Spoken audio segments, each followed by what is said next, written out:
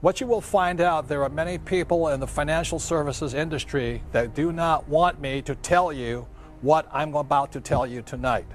So, please be aware of that. Also, I want to caution you this.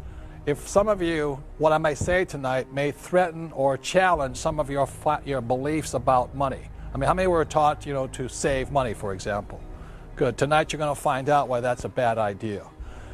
So that's what this program is going to shake some of you and all this, so stay tuned. I promise if you stay tuned, at minimum your financial IQ will go up, you may learn to take more control of your money, and possibly survive the financial hurricane that's going to start brewing in the year 2008, the first of approximately 75 million baby boomers begin to retire. And how many people realize those baby boomers may not have enough money to retire on? Good, and that's why I thank you young people, because it'll be up to you to take care of us. So, before I begin, I ask a question. How many of you have already read Rich Dad, Poor Dad? Thank you. Who has not yet read the book? Good, there's some of you. For those that haven't read the book, it's good to see some customers still out there and haven't read about my book. But anyway, for those that haven't read Rich Dad, Poor Dad, I'll give you a little bit of my background. Rich Dad, Poor Dad is a true story about my two dads. My real dad was the head of education for the state of Hawaii. Very smart, hardworking, great guy. It's a PhD, and he also ran for lieutenant governor of the state of Hawaii, so he's a great man. But I call him my poor dad very simply because even though he was a high-paid government official, no matter how much money he made, he was broke at the end of every month, and he ultimately died broke. So obviously money doesn't make you rich or poor, it's really education that does. And as you can tell, I'm fourth generation Japanese American, which means I don't speak Japanese, and I want to let you know that now. I barely speak English. My rich dad, on the other hand, was my best friend's father, and although he was a man who started with nothing, he ultimately became one of the richest men in Hawaii. So when you look at the white sands and the blue waters and the tall palm trees and the hula girls and the tall hotels right on Waikiki Beach, my rich dad's family owned some of the land under those hotels. So Rich Dad, Poor Dad, this book here, is a very simple, true story of what two fathers told two sons, my best friend and I, about the subject of money starting at the age of 9. And I believe one of the reasons the book has been so successful, it is written for 9-year-olds. And it's simple enough for everybody to understand high finance, or more importantly, why the rich are getting richer. So that's basically, my background. I grew up in Hawaii, I was educated in New York, and spent 6 years in the Marine Corps, went to Vietnam twice and all that. And then I came back and started my business career. So, next question is this: how many people have read this book, Prophecy? Yeah, so there's fewer of you have read this book. And while Rich Dad, Poor Dad is a popular book, I think this is a more important book.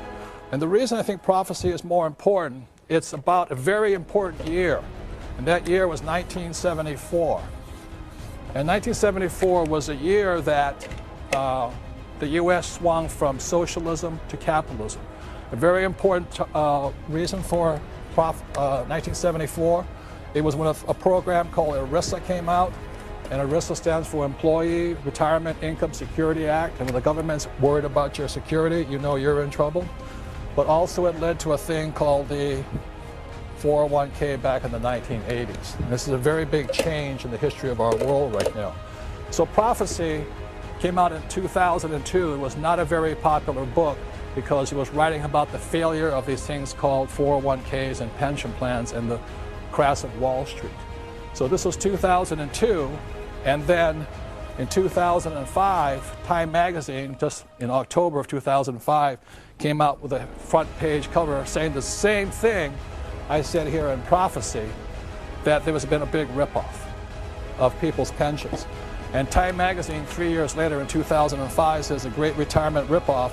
Millions of Americans who retire with benefits are in for a nasty surprise, how corporations are picking people's pockets with the help of Congress. And that's been going on. That's why so many people are in trouble. And then one day later, the New York Times magazine came out saying the same thing Prophecy did. And it says, we regret to inform you that you no longer have a pension. And that's why USA Today came out with a statement that said, America's greatest fear is running out of money during retirement.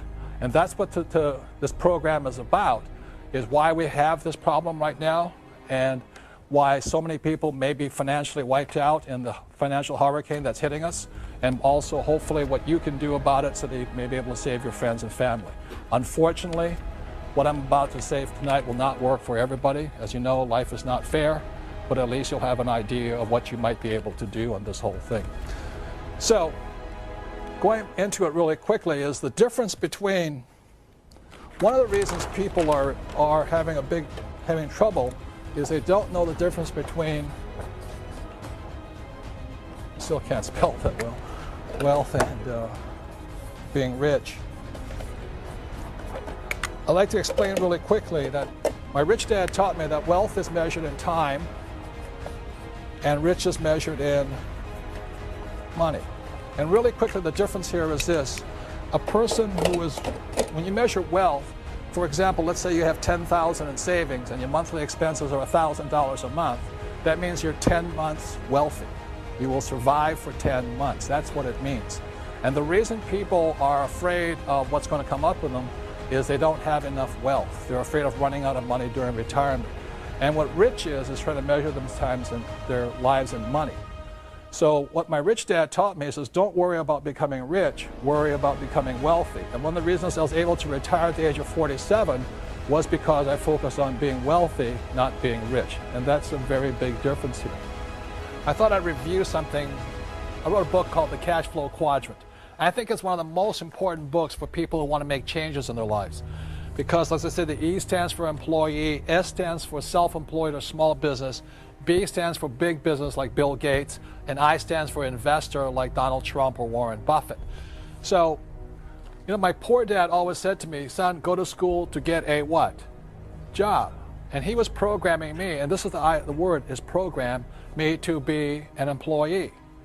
And you know, when I talked to my mom, I said, you know, Dad, I don't want to be an employee. And my dad said, you must get a job. You must get a job. You got to have good education, good grades, get your PhD. I went, oh my goodness. And my mom says, don't argue with your dad. You know, if you want to be rich, go to school and become a doctor. You know, an S, specialist. And I said to my mom, there's only one problem, Mom. She says, what's that? Doctors are smart. She says, you have a good point there. You know, don't be a doctor. And I talked to my rich dad, and he says, you know, Robert, are you basically lazy and incompetent? I said, yeah. I said, good, you'll do well in business. And so this here is having other people work for you, like my advisors and things like that, and this is having money work for me. And they're very different educational paths. Another thing my rich dad says, again, going to words or vocabularies, employees always say the same words, whether they're the janitor or the president of the company, the CEO, employees all say the same word. I'm looking for a safe, secure job with benefits. That's their whole attitude. And their emotion is fear. Because they don't know how to survive in the real world. They need that. They have that fear driving them. And S, self-employed, their words are, if you want it done right, do it by yourself. So these guys, the problem with them is they may own a business, but they really own a job. They cannot quit because they don't trust other people. Their emotion is trust. And a business owner is like me. I want to have the smartest people around me as much as possible because then I don't have to do that much work. And as an I want to know how to have my money work hard for me so I don't have to work hard for money. So that's why I started off as an entrepreneur. And over here, this is the beauty of real estate. For every dollar I make here, I bring it down here, and my banker will give me $9 more as long as it's real estate. Tax-free money. So I'm getting ahead faster and faster and faster, very simply because for every dollar I have here, my banker's giving me $8 or $9 to get ahead financially. Does that make sense to you guys here? Tax-free money. And if I sell a property, I gotta do it tax-free. That's why I'm getting rich. That's why education or financial education is so important. And I think it's really silly that our school systems keep saying to you, go to school to get a safe, secure what? Job, when jobs are being exported overseas so fast right now, it's ridiculous. I mean, I think it was J.P. Morgan, they just exported another 4,700 jobs, and these are smart guys with MBAs and all. They exported it to India. So that's what's happening in the world. But the reason 1974 is so important was because when ERISA, which now was a 401k, came out, it forced these people to become investors also. And that's why this change was such an important change here. So the other part going into it is this, is that there's three basic kinds of education. One is academic, the other one is professional. So you go to school to learn reading and writing. It's very, very important. I didn't do very well here, but I did graduate. And then professional is when you become a doctor or a lawyer or something like that. And those are very important. But what I'm saying here is this: in this world, there's three types of education that's essential. I'm not saying these are not important. I'm saying they're not enough today. You need more. And the third type of education is education that's called financial education. So what this program is about is not so much about these. I said these are very important, but so is this one right now. And I've never understood why our school systems don't teach us anything about money. You ever wonder that yourself? Why? Because rich or poor, smart or not so smart, we're all going to use money. And it's because our school systems don't teach us much about money. That's the reason so many people are having problems today financially.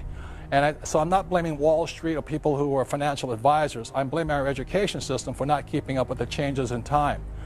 So what happens because we don't have much financial education at school, we actually learn it from our families. So what happens with poor people is, you can look on the screen over here on the plasma, the poor people tell their kids that the government's going to take care of you. You should count on Social Security, and you should count on Medicare and things like this. What the middle class tells their kids is that they should have a good education, get a good high-paying job, a house, and a pension. What they are passive investors. A passive investor is somebody who turns their money over to somebody they hope and pray is an expert. The poor are non-investors.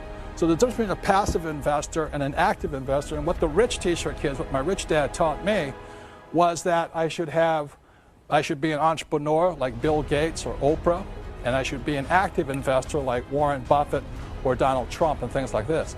So in this program, what you'll be learning about is the difference between active investors and passive investors. A passive investor is a person always going around saying, I have $25,000, I have $25,000, what should I do with it? And the first thing I say, if I were you, I would keep your mouth shut, you know? Because if you go around telling people you have $25,000 and you're a moron, somebody will tell you what to do with that money, and they're going to tell you, give it to them. Does that make sense, you guys here? So that's what this program is about, is so that at least you can tell the difference between a good financial advisor and a bad one. Because if you don't know what you do with your money, somebody else does. So when we come back, I'll be teaching more about financial education and the secret words that can change your life. Thank you.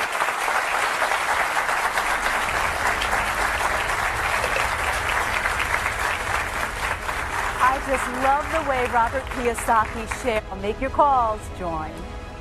Here's Robert Kiyosaki with Rich Dad's Guide to Wealth.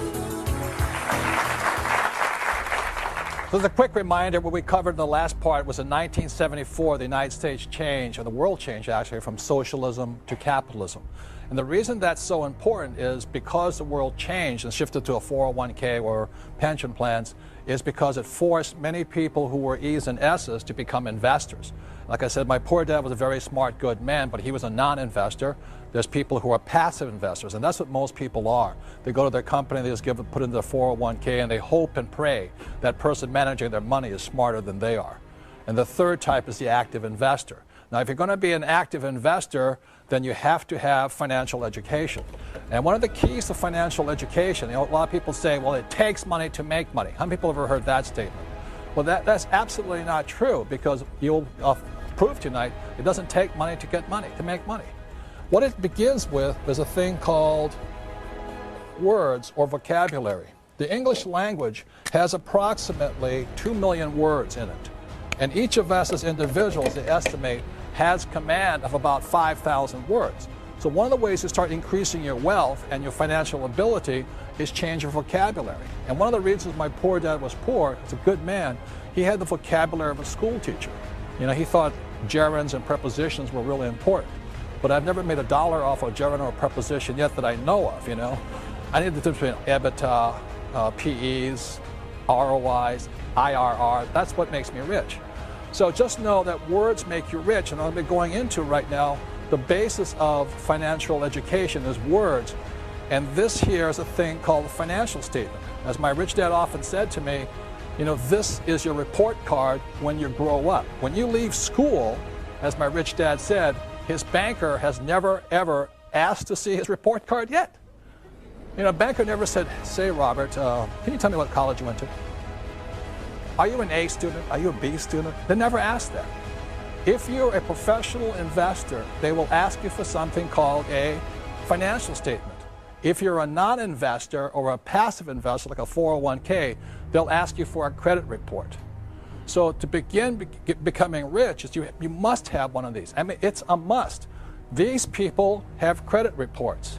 These people have financial statements. There's very, very big differences here. So let's begin with words here. And one of the biggest words that people have mistaken on the wrong definition for are these words here, assets and liabilities. How many people have ever heard people say, my house is an asset? Good. That's using the wrong definition. That's the problem. So I'll give you the definition my rich dad gave me. You won't find this in the regular dictionary because it's a very simple definition, because this is the guide to wealth. A definition of an asset is something that puts money in your pocket whether you work or not. That's very simply it. Okay? So when you look at this financial statement, this is income statement and balance sheet. There's one more form that I'm not an accountant, but basic accountancy requires. It's called the statement of cash flow. And what that shows you here is this: assets are putting money in your pocket. So for example, I have a house, and every month, let's say I collect $100 from it after paying all my expenses, the house is an asset. But if the house goes unrented, and every month is now costing me money, that same house is a what? Liability. So this is the cash flow pattern of a liability. So when a person says their house is an asset, I then ask them, I say, is that house putting money in your pocket? They say, oh, no, but it's gone up in value. That shows lack of financial intelligence or financial IQ, okay? I'm not saying don't buy a big house. I'm not saying any of that stuff. I'm just saying don't call a liability a what?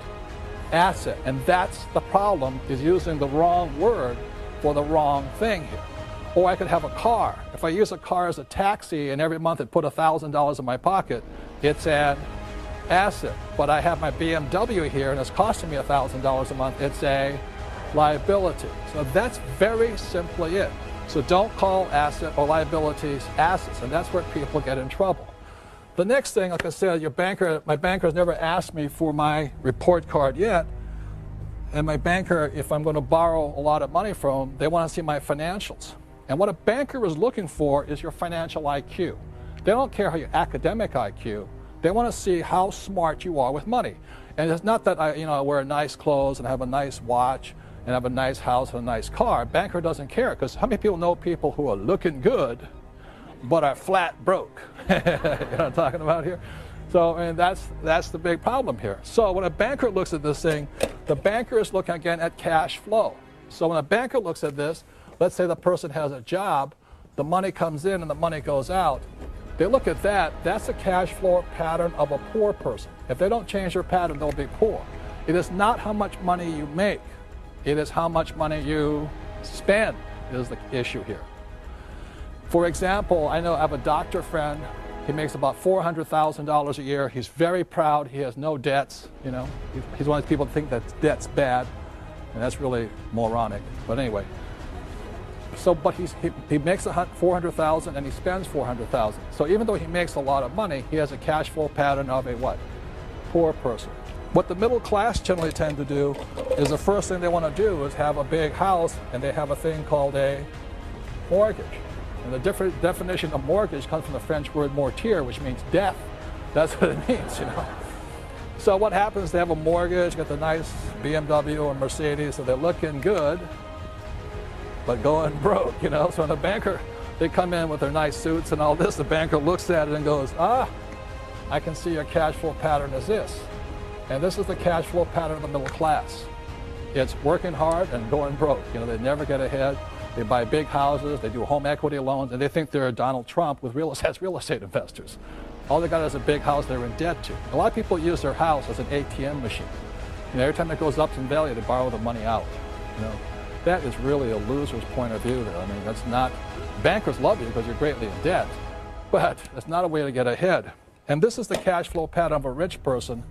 They have assets here. And so generally what it is they have a business, they have real estate, and they may have dividends from stocks and bonds and stuff like that, or interest. So those are assets. So oftentimes I ask people, think about it this way. If you stop working today, let's say you're married, you have a spouse, if you stop working today, how much money keeps coming in your pocket? And how much money keeps going out? All the things that are taking money out of your pocket are what? Liabilities. And anything putting money in your pocket is an asset. So the reason my wife and I could retire is very simply we have money going like this. This means we're wealthy. You know, we don't have much in savings and all that, but every month it's hundreds of thousands of dollars going like this. And that's how you get wealthy. You know, just have assets that produce money every single month. When I did this program in Singapore, I asked people to raise their hand and say, would you mind telling me some of the assets you have? And this woman raised her hand. She says, yes. She says, my best asset is my husband. And I said, ma'am, I'm talking about non-human, inanimate objects. She says, that's him. You know? But he makes lots of money for me. You know? I'm not talking about human beings. Slavery has been, abolished for a while here and all of this. So a better sense between assets versus liabilities, the cash flow pattern, and that's why bankers do not ask you for your what? Report card. They want to see your financial statement. If you have a good financial IQ, they'll give you lots of money. If you have a bad financial IQ, they'll give you a credit card or a home equity loan. That's the difference here. And years ago, I went to Sunday school. I'm not a Bible scholar. I'm not pushing religion on anybody. But I remember the story of the rich man. I think he had 3 sons or something like this. And he gave one son X amount of dollars, and the second son X amount of talents, he called them, and then the third son talents. And the first son blew it, got rid of all his money. And he said, okay.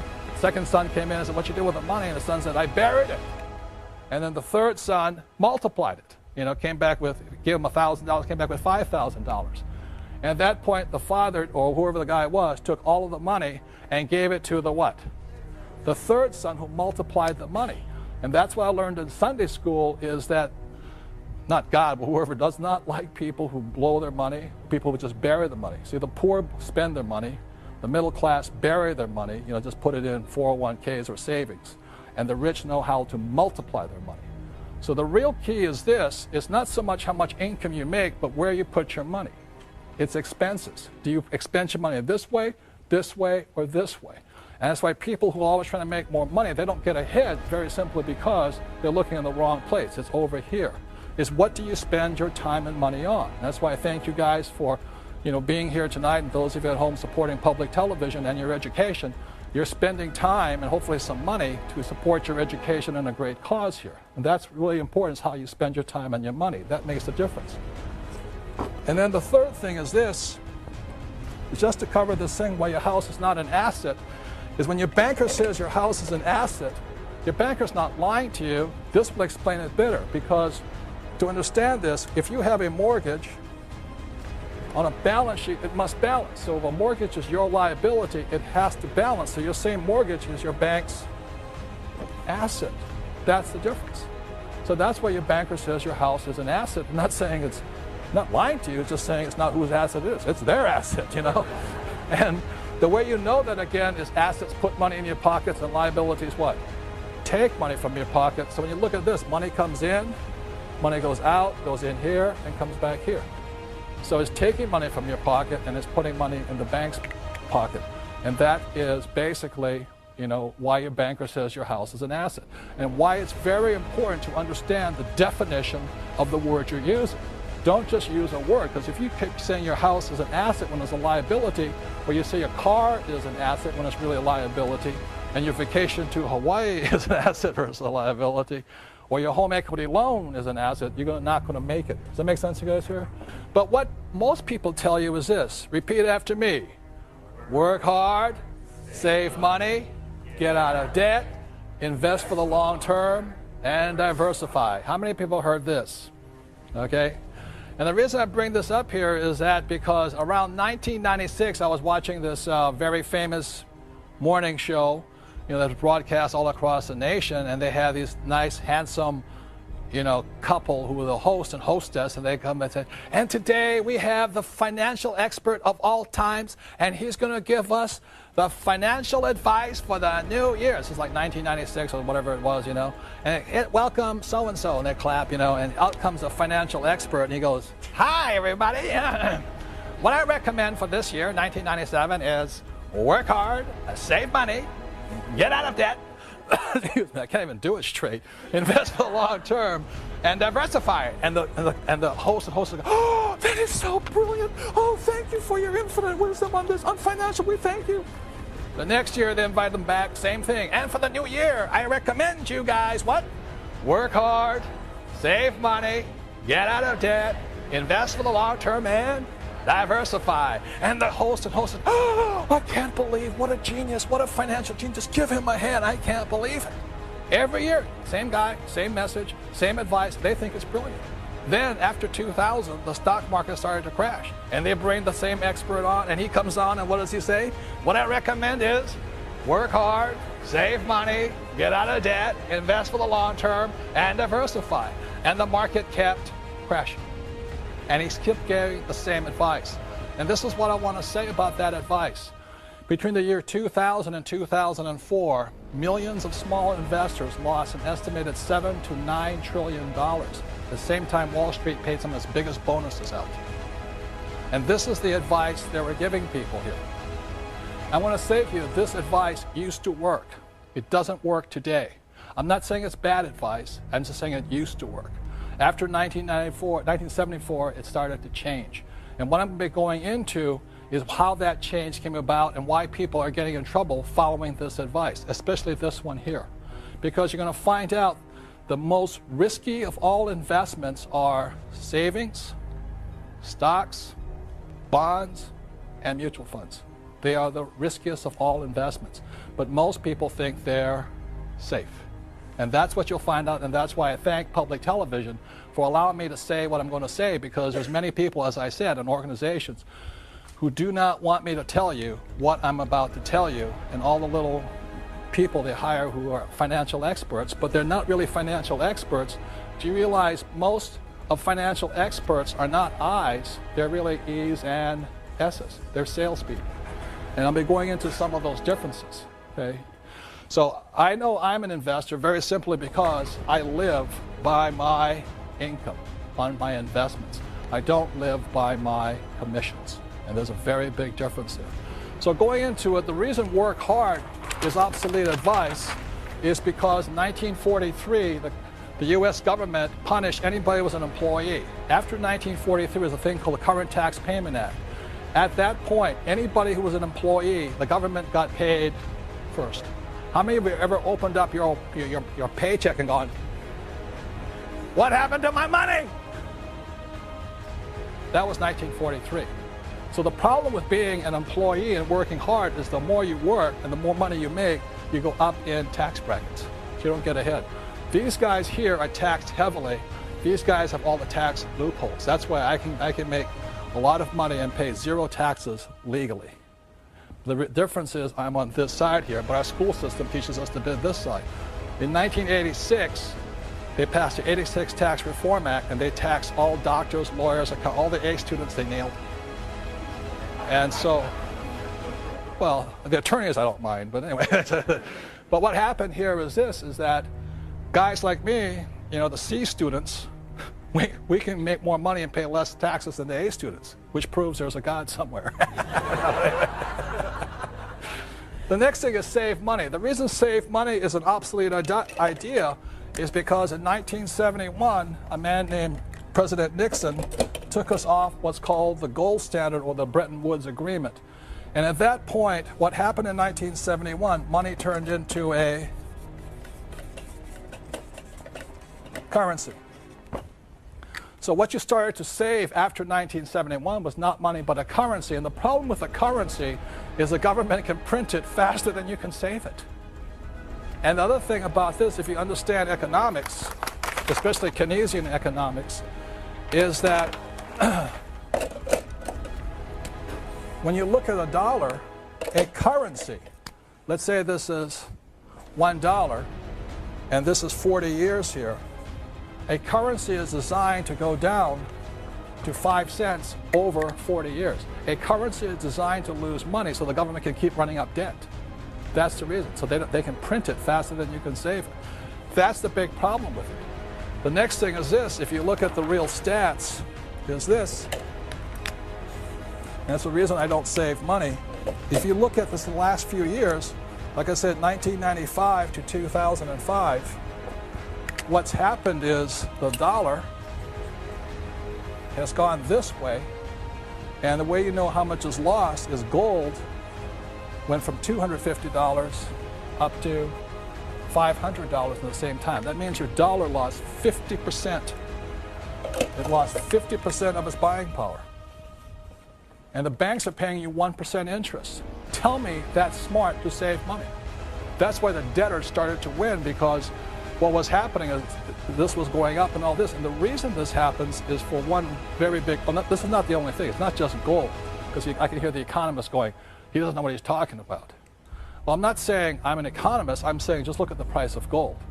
It takes twice as many dollars to buy the same amount today. But not only that, my father's house, which he purchased in, I think, 1965 or something, he paid $50,000 for it. And today it's worth $1.5 million. It's the same house. So it means the purchasing power of the dollar went where? Down. The house didn't go up in value. Your dollar went down. And the other thing the economists say, well, that's not really a good indicator. But look at this. In 1995, oil was about $10. Today it's $60. So that means your dollar you need $6 more to purchase the same amount of oil. And then the economists say, well, oil doesn't affect inflation. I'm going, they want you to believe that investing is risky. How many people have heard investing is risky? Good. What this section is about of this program is how risk isn't anything but lack of control. The number one difference between an active investor and a passive investor is the subject of control. So what I'm going to show you tonight is how what I do as an active investor is I want control. If I have control, I don't have any what? Risk. And that's the difference. So using a metaphor that most of us can understand, over here we have, an example of a car. Okay. Now, how many people realizing there's risk driving a car? Good. But car driving doesn't have to be risky. Like those guys want you to believe investing is risky. So some of the controls, the 6 controls a car must have, number 1 is a steering wheel, right? How many people would not buy a car if it had no steering wheel? Good, you know what I mean? So let me sit down here like this. So I sit down, I get in my car, and control number 1 I want to check on is I have a steering wheel. Control number 2, gas pedal. Now you have a gas pedal, you better have some what? Brakes. How many people have ever driven a car without brakes, You don't need coffee for about 6 weeks after that. And then you have a forward and reverse, gear shift like this. And the other thing you also have to have is a driver's license for driver's ed, and you have to have insurance. So if I'm driving down the road, doing a little bit too fast, I hear the bing, bing, bing, bing, bing, bing, bing, bing, and the cop pulls me over, a policeman pulls me over. What's the first thing a policeman asks me for? Driver's license and proof of what?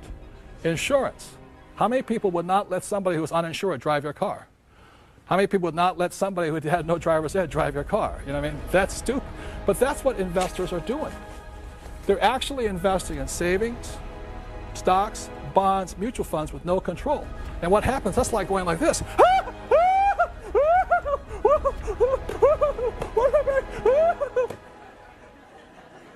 And that's why they think it's risky. Now, this is the worst part. Guess who else has no control? Your financial advisor. Your financial advisor. Diversify, diversify, diversify. Or what they do is this, is they go, I predict that, I predict this, I predict that. That's the kind of financial advice most people are getting. That's risky. That's not what I do. I want control. So, let me help get out of this wreck right now. So when as an investor, I want 6 controls too. If a car has 6 controls, I want 6 controls as an investor. Control number 1, you look on the screen over here, is I want control of my income. Control number 2, expenses. 3 is asset value. 4 is liability. 5 is I want financial education or management. And 6 is I want insurance. Those are the 6 controls I want as an active investor. So when we come back, what I'm going to talk about is one of the ways to get rich is find that native genius that's well inside each and every one of us. And that's what the next section is about. Thank you very much.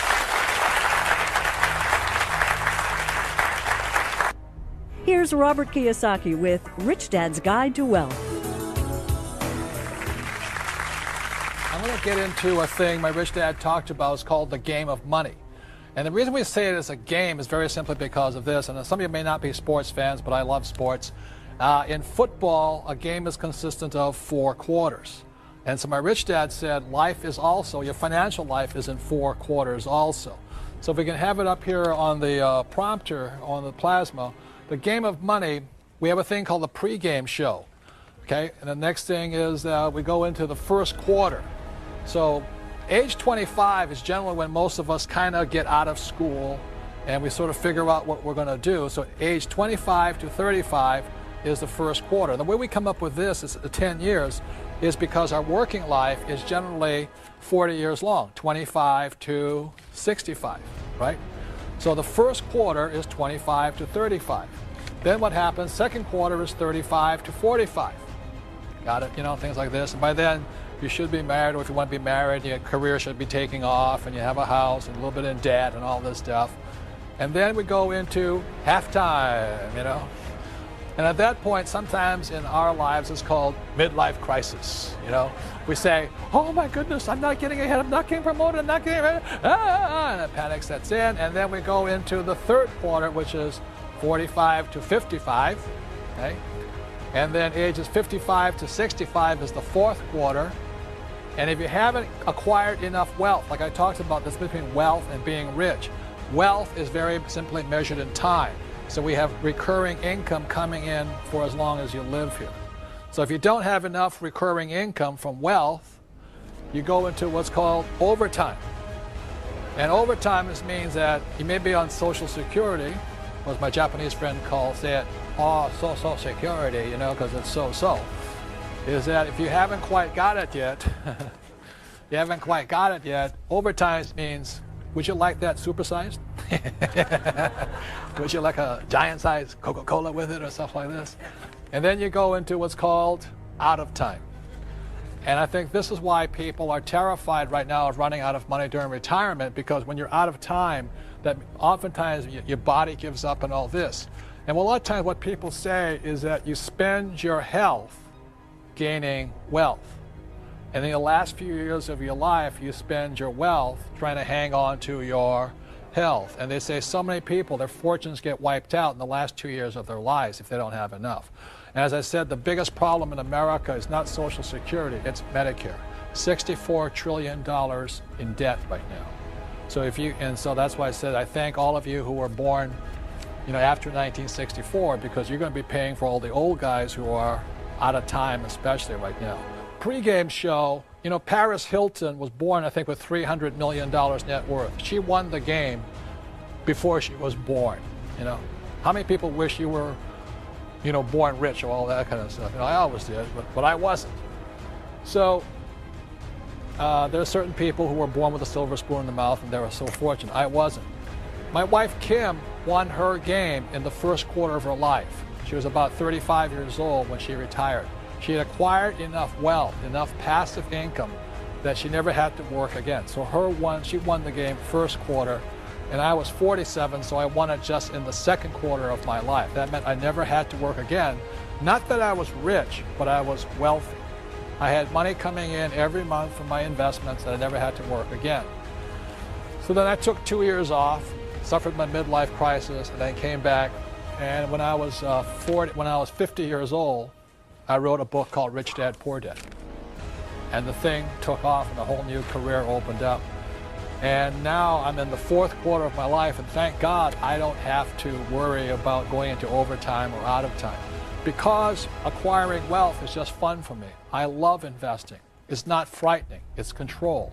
I have all that. Does that make sense to you guys here? It's just fun. So my question is to you right now is what quarter are you in? How many people are in the first quarter? Okay. How many people second quarter? How many people third quarter? Fourth quarter?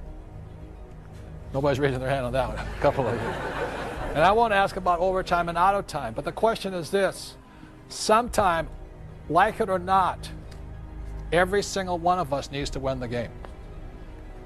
Regardless of who you are, we need to win the game. If we don't, we go into this part over here.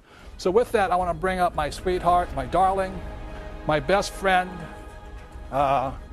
It's almost 20 years of marriage right now, and that's my sweetheart, Kim.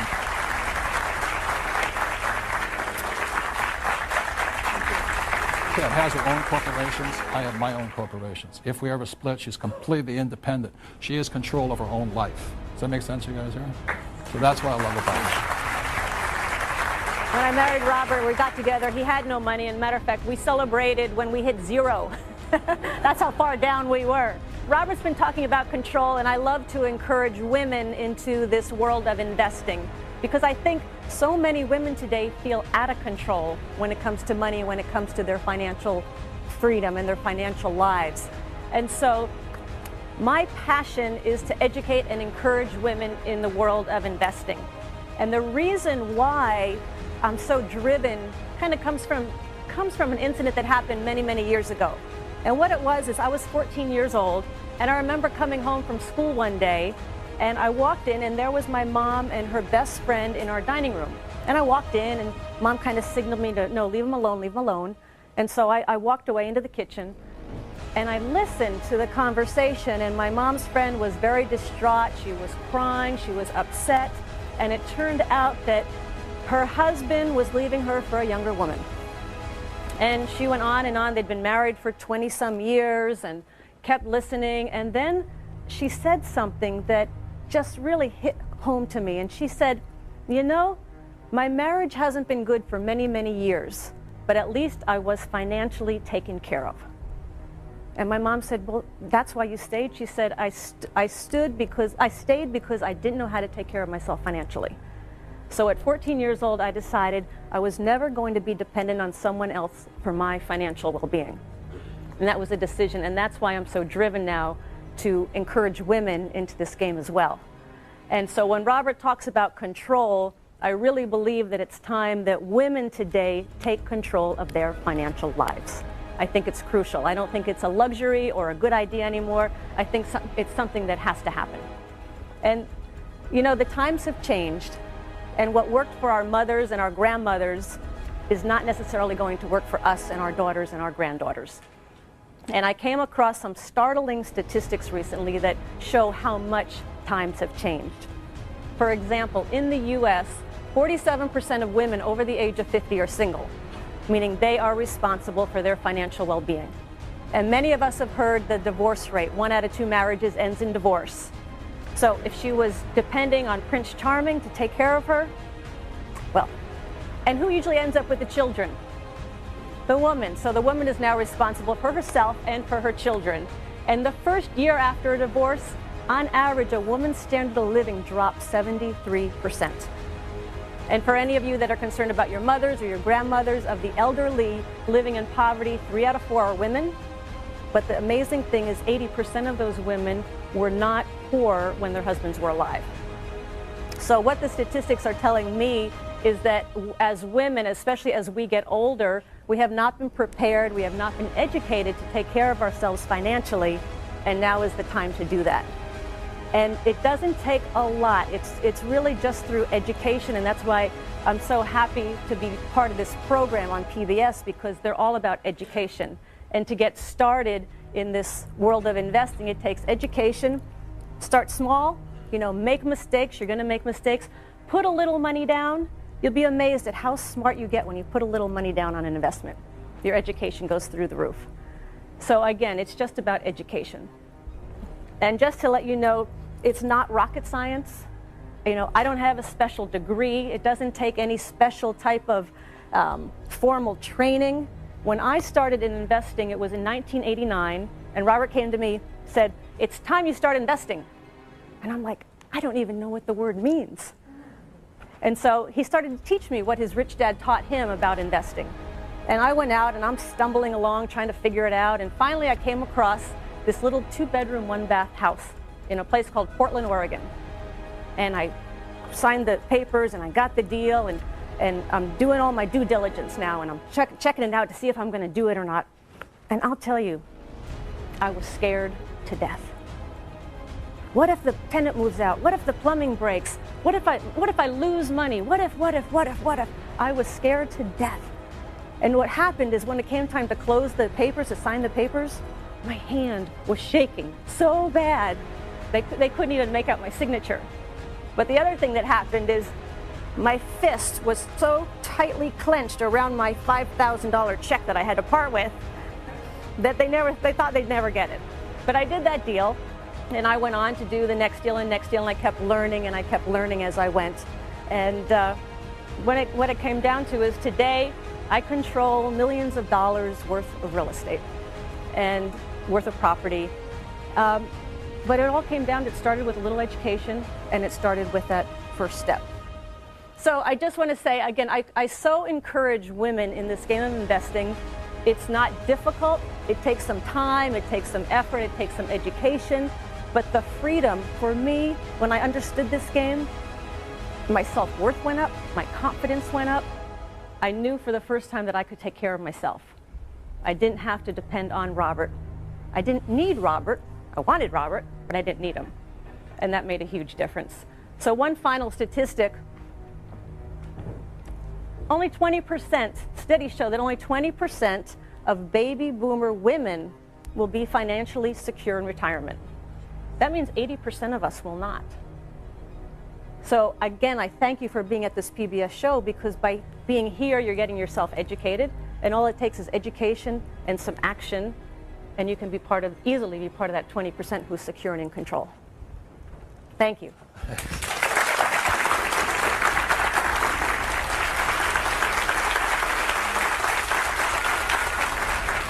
The last thing I want to talk about here is this, is that I realized as I studied education, I started studying education at a later time when I was about 38 years old, and I realized that each and every one of us was a genius, except in school. There are certain people, like I had a classmate who was considered a genius in school. This guy could do quantum physics and all that when he was in kindergarten. The trouble is he couldn't tie his shoelaces. How many people knew people like that?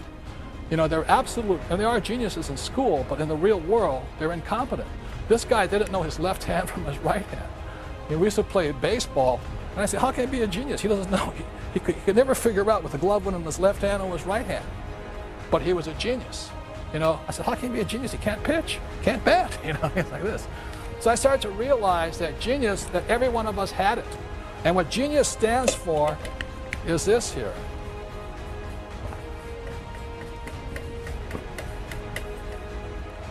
The genie, the magic.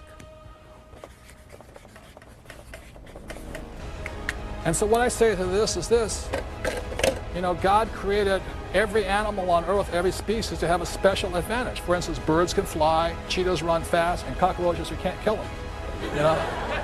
So if animals have special advantages, so does each and every one of us. For example, Tiger Woods is a genius in the environment called the golf course. Tiger Woods would not be a genius as a jockey.